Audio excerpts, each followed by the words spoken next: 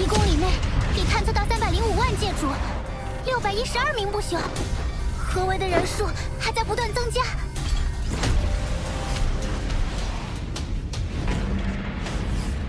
我族神力勾动九幽世界之力，能清晰查探出周遭一切非我族群之力的外族。数百万将士合力，我就不信那外族逃得脱。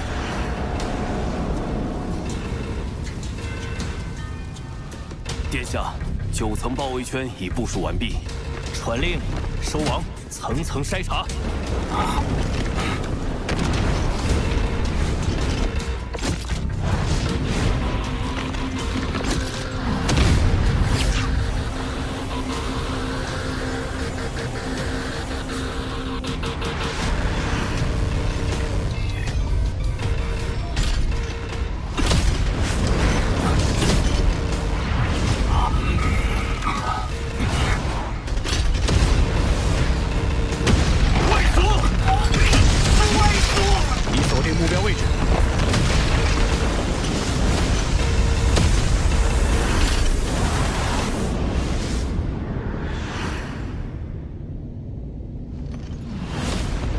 800不朽听令，九幽合击。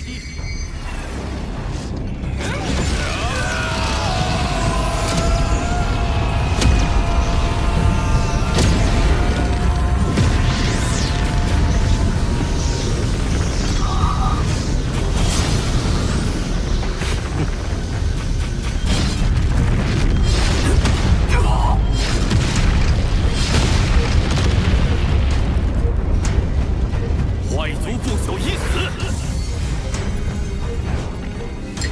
这么轻易就死了？不对，才这么点东西，他肯定是假的。众将士归位，包围圈继续收缩。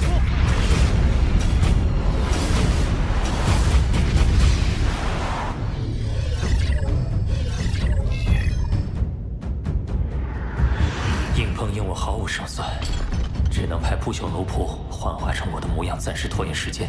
现在就看是包围圈收缩的快，还是魔杀族分身赶来的快了。好可怕的阻力，不仅无法瞬移，连返回都难。幸好我有天赋秘法玉，不然怕是要耗死在这里。发现外族！发现外族！发现外族！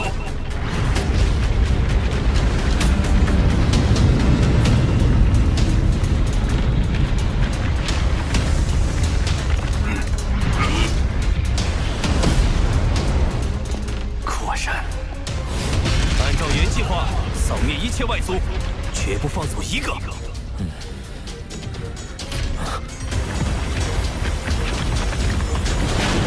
他们越来越近了。已经杀了39个，包围圈直径已缩小至10万公里，他快藏不住了。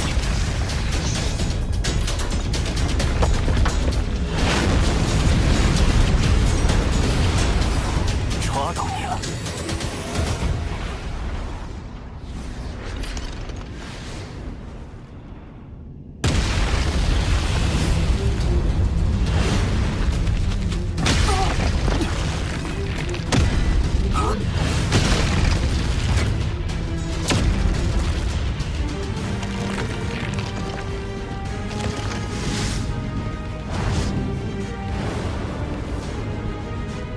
皇子殿下，都找遍了，这里连一丝外族的气息都没有。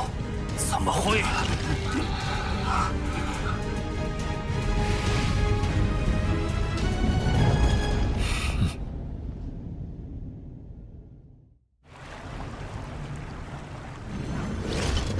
天赋秘法分身。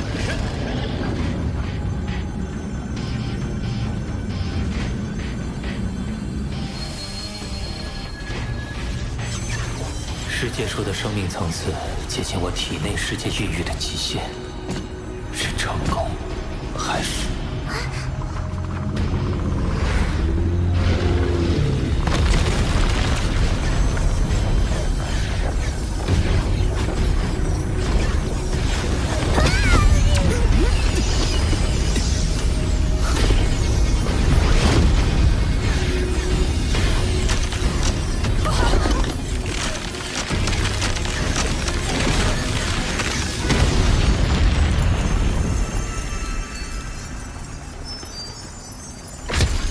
我的体内世界无法承受其生命层次，费了那么大力气，还是失败了。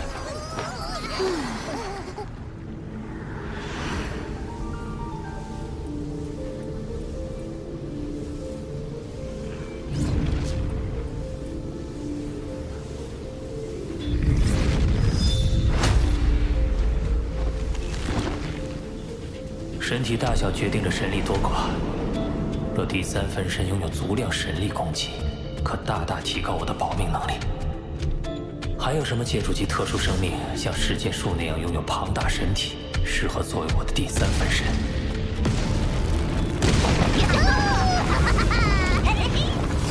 这么破坏会被叔叔说的吧？没事，他更希望我们变强。婴儿就是行星级，成年便是界主。这族群还真是强大。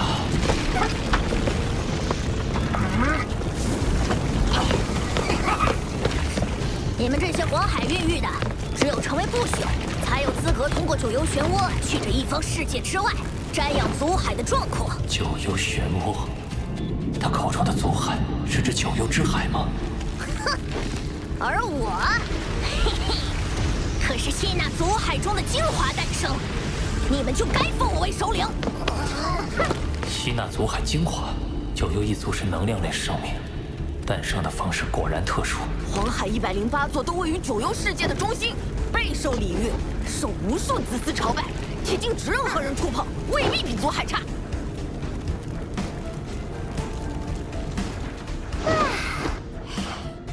先前听说这里有108位皇子，没想到黄海竟然也是108座。怎么会这么巧？难不成每一座黄海都和皇子有关？甚至……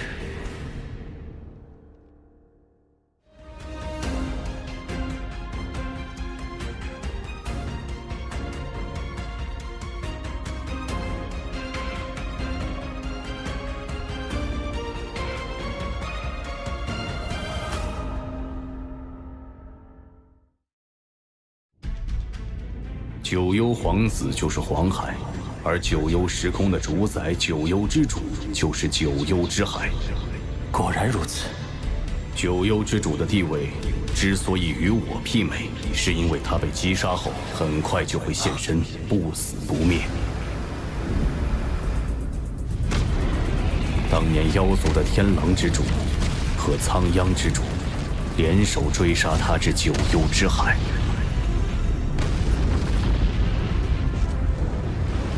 九幽之主逃入海中消失，随即整个海洋的无尽神力燃烧。苍央之主瞬间就被灭杀，天狼之主则靠至宝天狼殿才侥幸逃出。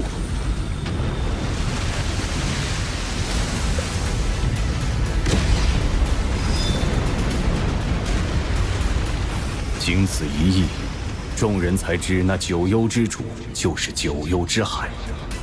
他一旦死了，九幽之海中就会诞生出新的一位，而九幽之海便是他源源不绝的能量源泉。有那直径10几光年的神力海洋，宇宙中谁能和他比拼神力？你问这做什么？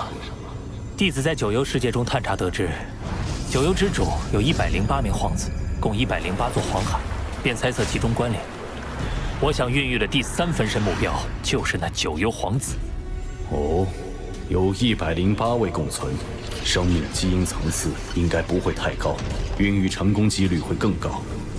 九幽之主性情暴躁，你取其海水时若遭为难，实在无计可施，就向他亮明是我的弟子。此行务必小心，免得让老师惦念。你可知真眼得知你被逼入九幽漩涡后，不惜闯入九幽时空，与废镜王死战。后来呢？真眼厚积薄发，已于近日突破至宇宙尊者。废镜王实力远不及他，被杀得无路可逃。若非万逢尊者前来阻拦，废镜王必死。老师的恩情我一定偿还，而废镜王，他的命早晚由我来受。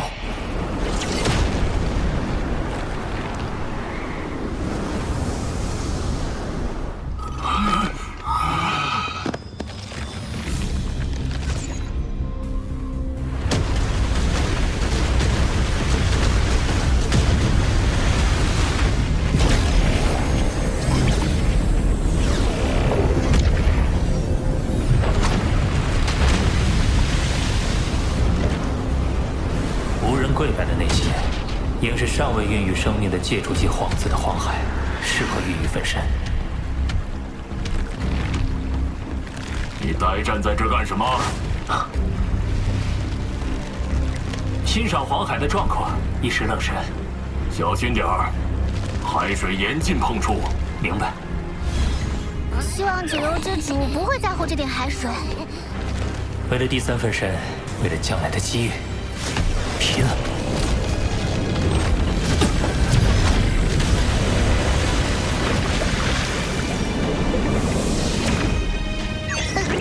好浓的血腥气啊！人类，我看你是一心求死。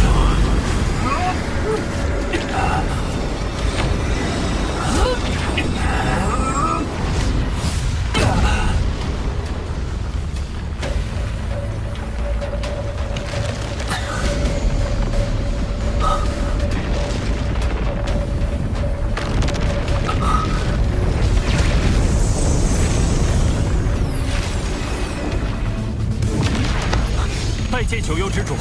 你在此逗留已久，应该知道黄海是禁止触碰的，竟还胆敢弄走海水！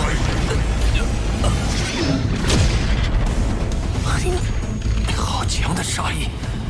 我发现其他黄海的海水很普通，唯有这小型的黄海，海水有如鲜血，甚至隐隐能闻到血腥味。我在好奇下才弄了一些海水，我也是心存侥幸。心存侥幸，明知道是禁忌还敢触犯，那就得有承担后果的准备。看来只能亮明身份了，九幽之主。以为我要杀你？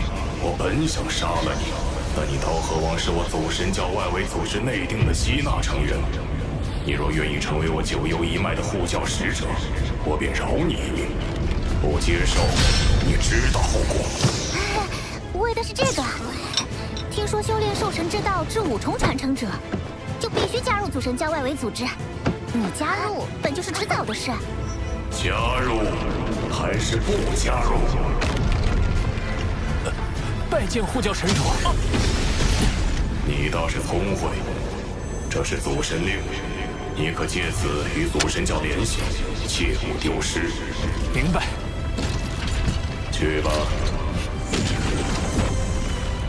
刀河王可是自己送上门来的，那几个老家伙要是知道他入了我这一脉，不知会怎样。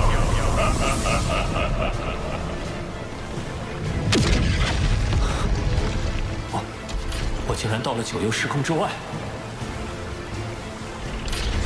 恭喜主人，贺喜主人，恭喜主人！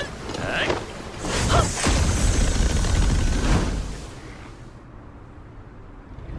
海水到手，可以再孕育第3分身了。天赋秘法，分身。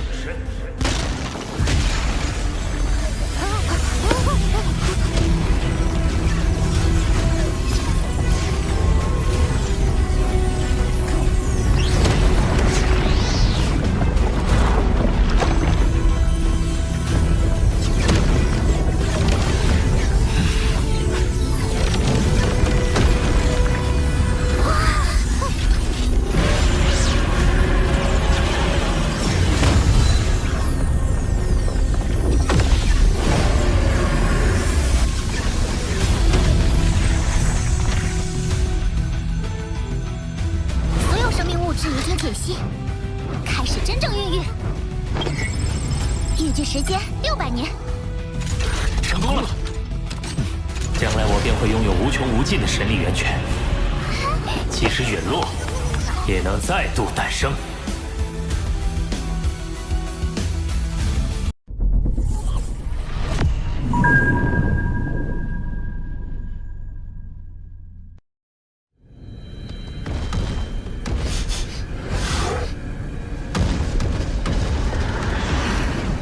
你在宝藏之地都过了1000万次了，死心吧。哎，要是有一宝藏能为我出世，刀和王来了。他当年从九幽时空归来后，数百年都没现身，一出现竟然就来至宝藏之地。一去就去最高峰，这人类野心大着呢。飞行王，你说他能得到宝藏吗？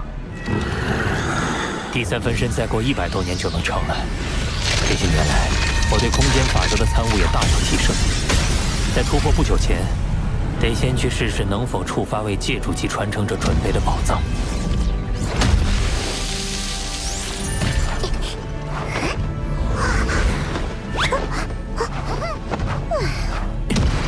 他还差得远。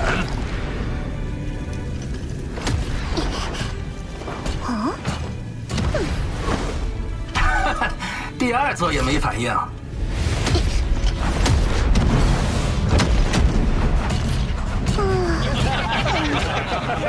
小小刀和王，这下该知道自己的斤两了。开启宝藏真难啊，这是最后一座了。没事，本就是来碰碰运气。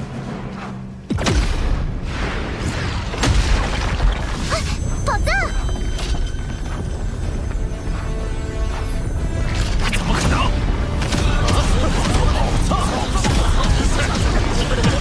宝藏开启了，肯定是别人触发的。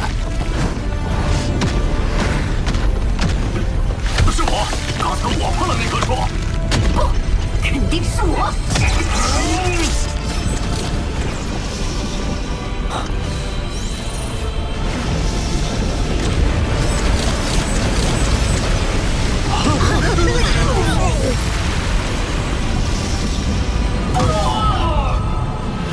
只有刀和王还没出来。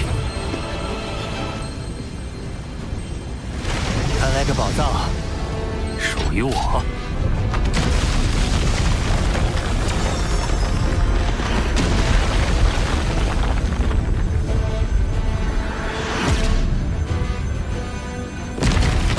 此处的宝藏可都有媲美至宝的价值，不知这戒指里会是什么？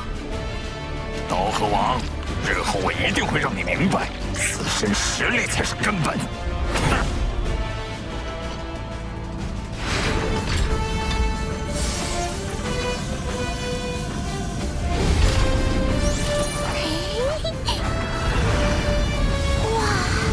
是飞行宫殿类的重宝。飞行宫殿，类似于天狼之主的飞行载具。没错，这艘古船本名为银球幻影船，简称银河，属于顶级重宝。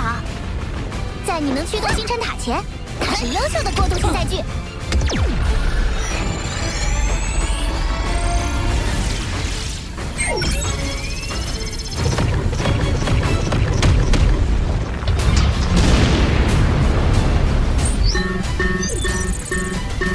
进入失败。古船的前任主人在权限上上了卡，只有破译密文才能解锁权限。可这种密文在我的数据库里没有记载。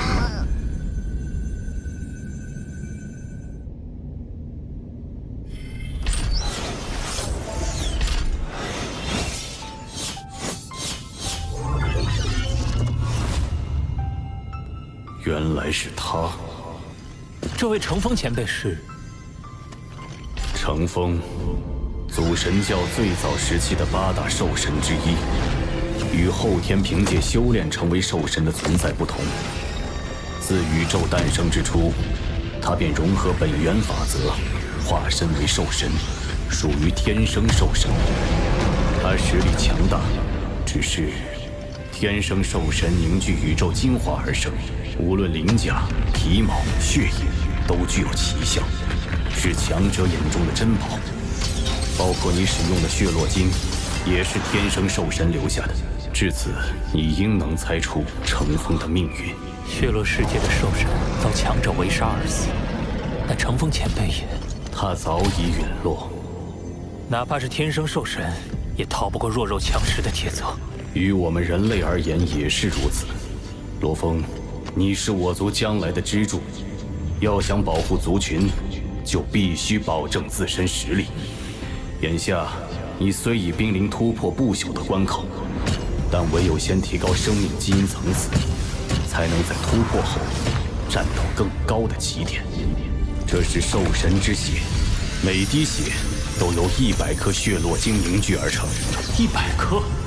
相比血络晶，兽神之血的力量更易吸纳。寻常人类强者的生命基因层次，100倍就是极限。罗峰，我希望你能远超这个极限。是。这是。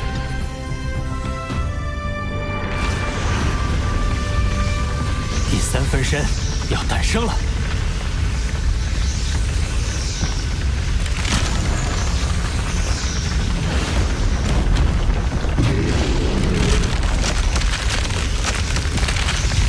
这么大的体积，难道一孕育出来就是一片海洋？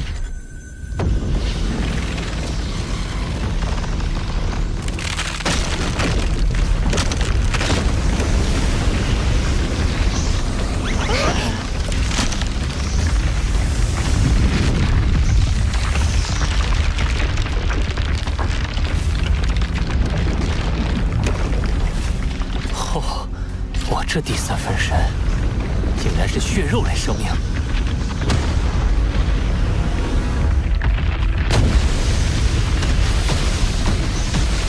好庞大的体型，体内能积蓄的神力一定也很可观。考虑到与九幽之海的渊源，这第3分身不如就叫幽海分身。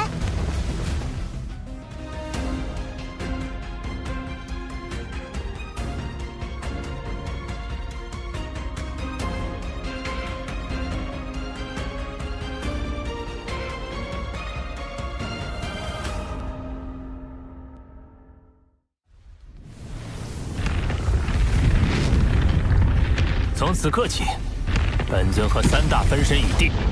我罗峰到底能在这宇宙强者之林中，成为一棵孱弱树苗，还是最粗壮的参天大树，就看以后我自己的努力了。这具身体内似乎蕴含着庞大的记忆信息，看来我幽海分身有2大天赋秘法：化海与创造。化海？就像黄海和祖海那样。化海，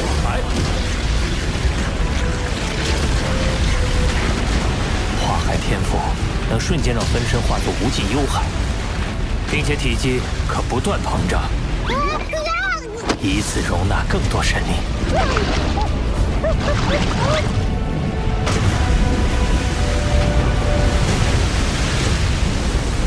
哇，直径10万公里的血海！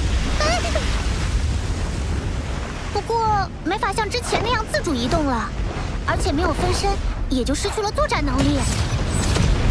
一旦化海，能在一定程度上控制周围时空，这应该算是一种逆天的攻击手段。只是，这血海的大小怎么不对？那界主级皇子的血海就有8000万公里。先不管这些，再试试另一个天赋：创造。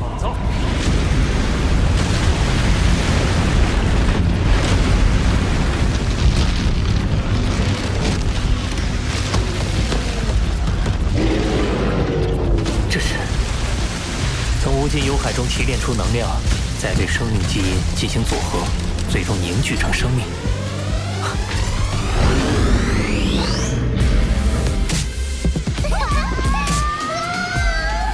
对了，我为何不利用这个天赋，创造出一个幽海分身的子分身？这个子分身可以用于存放意识，就算被毁，也可以再度凝聚。难怪九幽之主可以一直复活，因为死的都是分身而已。只是他的活动范围依然受限，且战力大不如前。这个问题恐怕一时难解。眼下还是专注于提升生命基因层次更为要紧。除了作为能量生命的魔煞分身，其余3具身体都有提升生命基因层次的空间，一同提升到上限，才算是在突破不朽前打下了最扎实的根基。倒要看看宇宙生命基因层次的真正极限。幽海分身虽然是特殊生命，可也是血肉类生命，一定能修炼9阶秘典，提升基因层次。而人类本体和金角分身的提升，则需借助血络晶。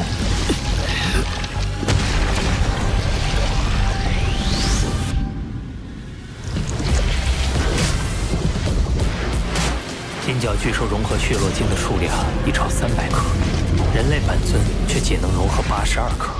看来唯有靠兽神之血，方能更进一步。这股席卷而来的疼痛，远甚于融合血络晶之时。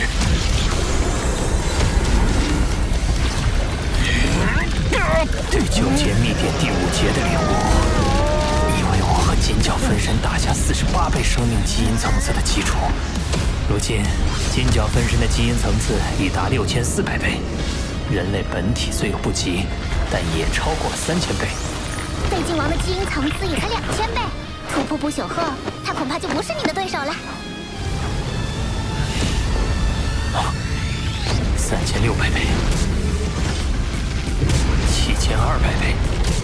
幽海分身的基因层次，通过领悟秘典，甚至超过了金角巨兽。啊！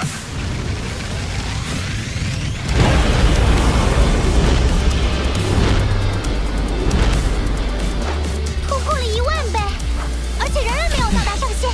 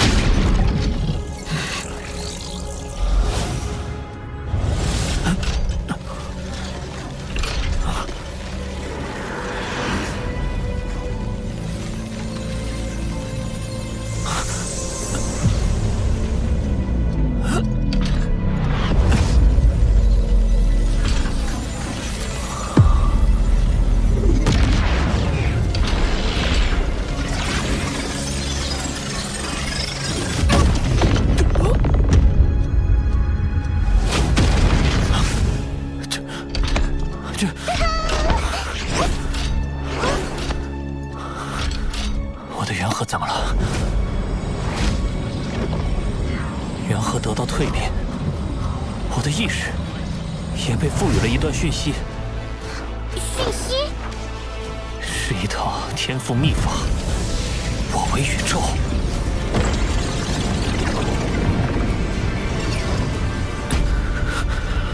它的维能极大，一旦施展，身体将瞬间化为微型宇宙，困于其中的敌人将实力大减，自身则实力大增。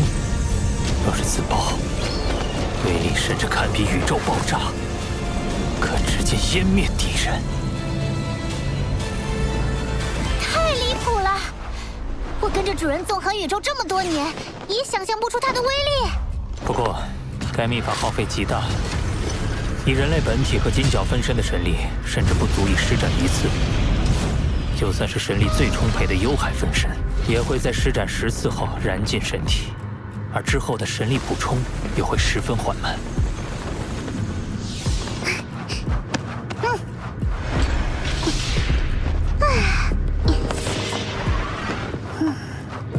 生命一旦成为不朽，位于宇宙核心的本源之地便会将大量神力灌入对方的体内，以助其完成蜕变。所以你突破后，神力供应会有所改善，但恐怕还是不够。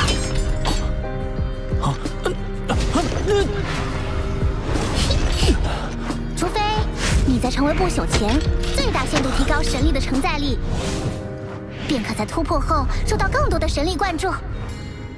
要提高承载力，恐怕只有扩大分身的体积。对了，可以利用幽海分身的化海天赋。化海。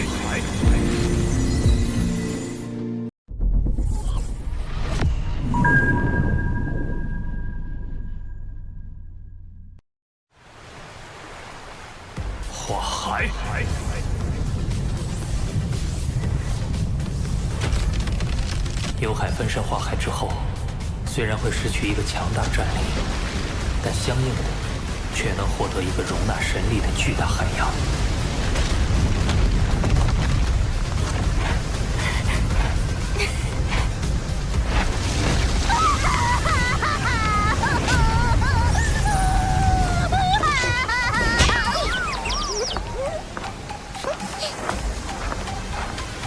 天哪，陆地快被淹没了！不行，无尽幽海还在扩张，你的体内世界也要跟着扩张。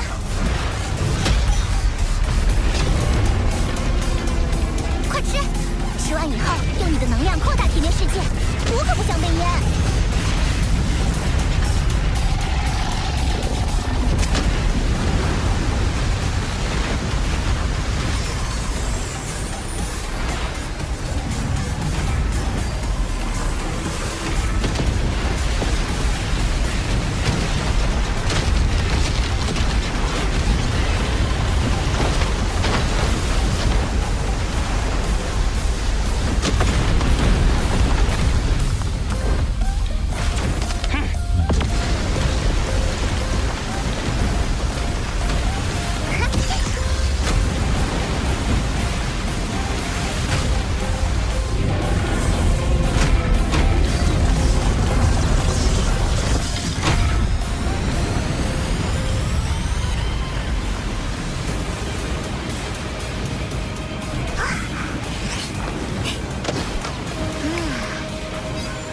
无尽幽海的直径达到了100亿公里，体内世界达到了1万亿公里，太离谱了！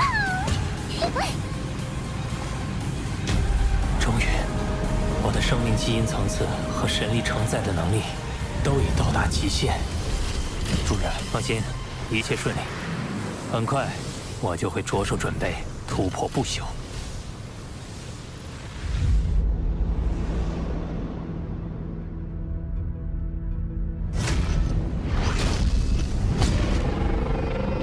我的其余分身均已沉睡，所有意识都集中于一体，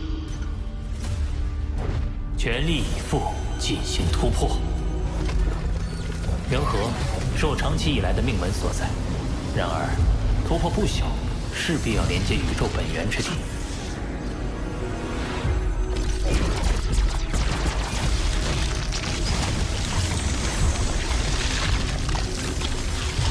此时的元河反而成为了阻挡我连通本源之地的桎梏。只要突破元河桎梏，便能突破不朽。万行步道图第3式，星火贯天。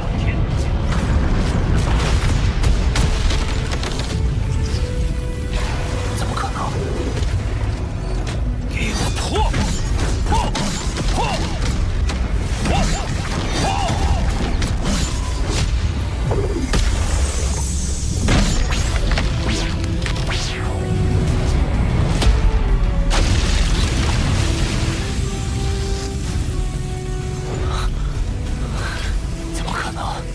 无论是意志、意境、念力、阵符和自创绝学，我都媲美蜂王无敌，竟然也无法打破元河桎梏。还不是幽海分身生命基因层次突破10000倍，让元河得到蜕变。它助你得到了更深广的体内世界，相应的突破时也会给予你更强的桎梏。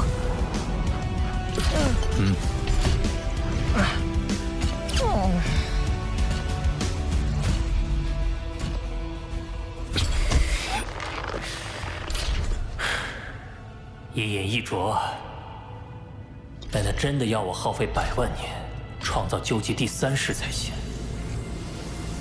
刀河王怎么还没突破不朽啊？当年风华绝代的刀河王销声匿迹了。看来刀河王也是徒有虚名，纯靠运气。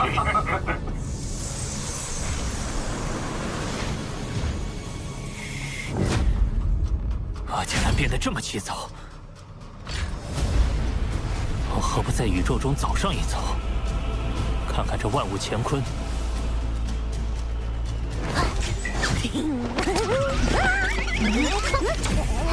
阿巴达，出发，我们去宇宙中流浪。过去，我常常在封闭空间内枯坐，希冀着依靠个人推演领悟突破。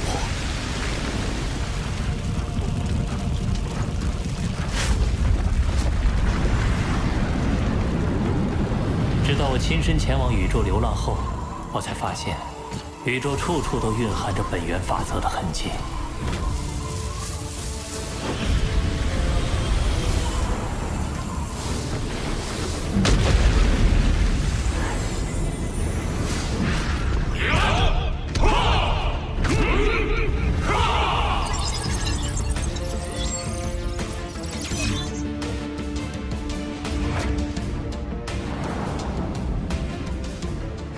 大至天体的诞生与湮灭，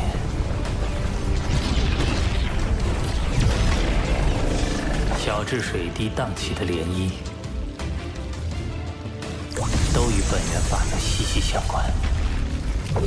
整个宇宙像全息投影，把最宏大的法则压缩进最微小的细节。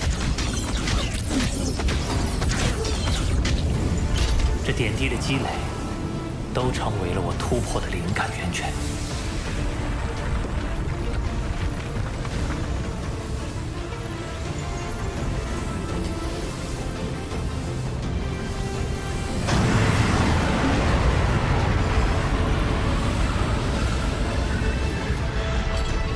去突破不朽吧，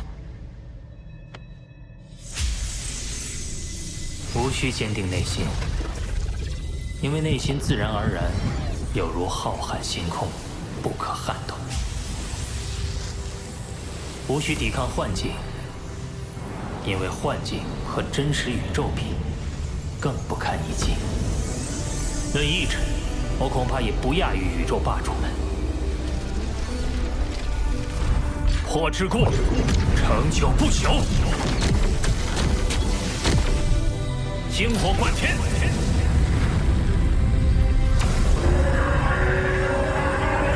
玉石焚，天崩地裂。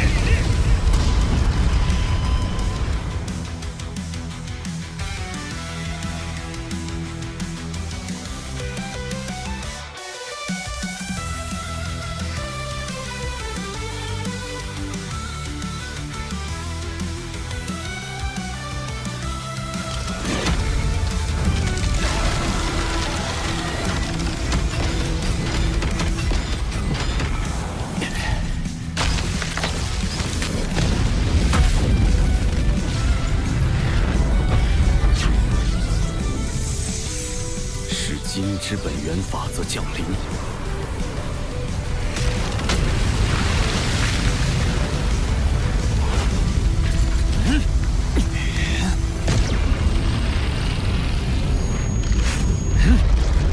有谁跨入不朽了？这么大动静，难道是罗峰？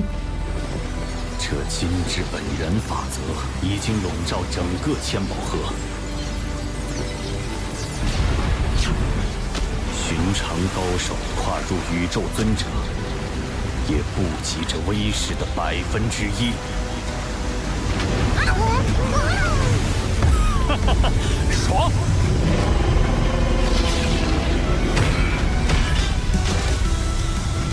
这来自宇宙本源之地的神力，怕是比亿万件重宝还要珍贵。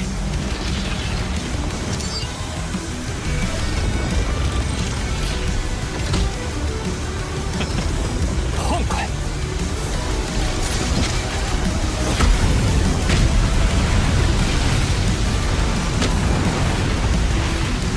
刚突破不朽，就能从宇宙本源之地勾动如此海量的神力。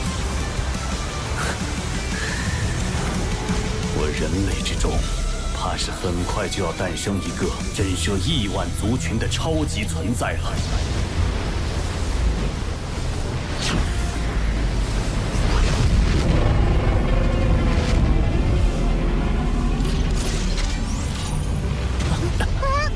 怎么了？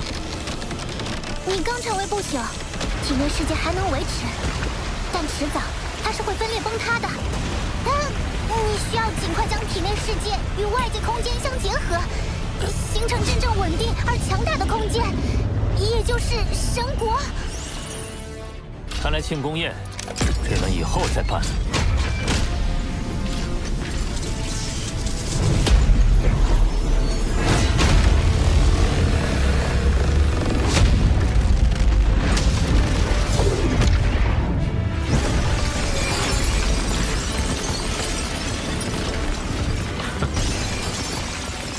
就用这枚巨型空间碎片，将体内世界与其结合。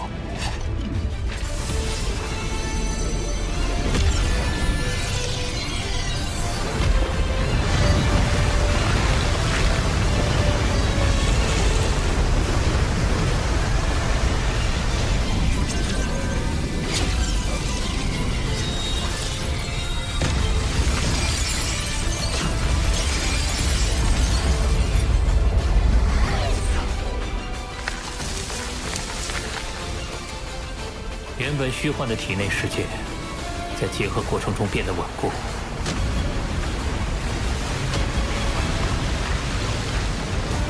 终于成为了一个真实存在的世界。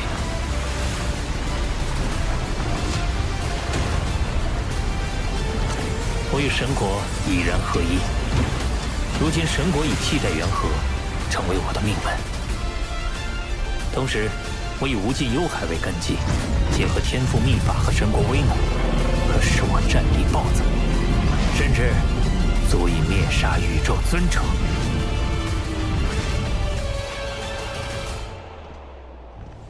老师，罗峰，过来。你既踏入不朽，就在山腰选址建造你的宫殿吧。山腰，多谢老师。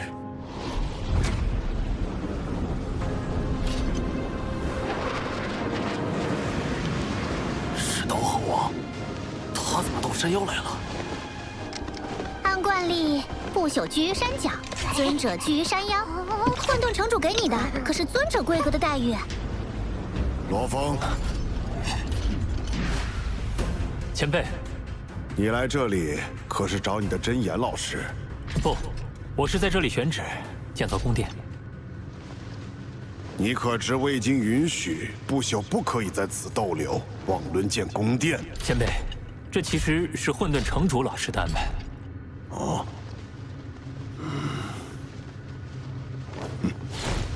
那你慢慢找吧。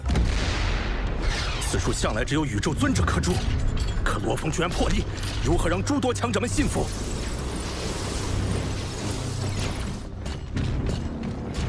不管拜谁为师，一切得按照实力说话。混沌城主这次，废金王。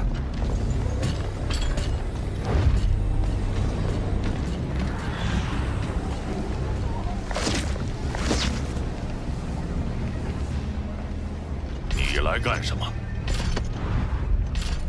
我来是为恭喜刀河王跨入不朽。恭喜，他是因为此剑追杀不成，心怀不甘，来继续纠缠的吗？除了恭喜，还有何事？说吧。果然痛快。刀河王，我们不妨进行一场生死战斗。啊，在虚拟空间，在现实。既分高下，也决生死，你敢不敢？刀河王他俩这是生死战斗啊！如果怕了，可以拒。既然你自己寻死，我又怎会不给你机会？废金王何等实力，这人类也未免太过莽撞。刀河王一旦被杀，他的至宝被夺，可是会造成我人类族群的损失啊！有胆色，但这份胆色也会成为你的催命符。我会把宇宙坐标发给你，12个宇宙时之后，我们再见。废金王是想把你架起来，让你不好拒绝约战，你又何必往圈套里钻？对我来说，这不是圈套，而是一个机会。我会用这一战向外界证明我的实力。